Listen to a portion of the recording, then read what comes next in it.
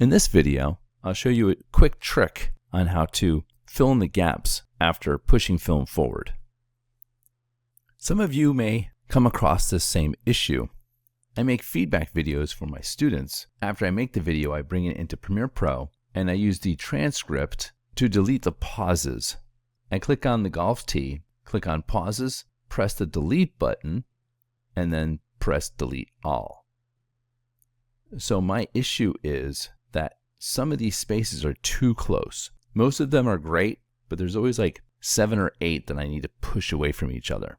I'll zoom in and I'll listen to the video, and then there's a part where I tell a student to do a certain task, and I want them to be able to take the information in for a couple seconds before I get to the next task. I'll get the Track Select Forward tool to push all the film to the right, and then I'll listen to some more, and then there's another spot where I need to pull all the film forward to the right again.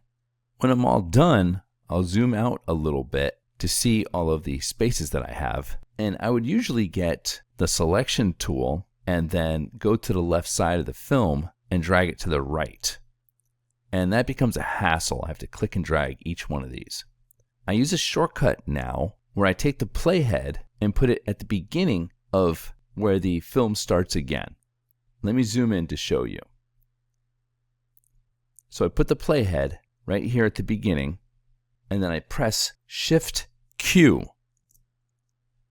And this film fills in the gap. And that's what I'm looking for.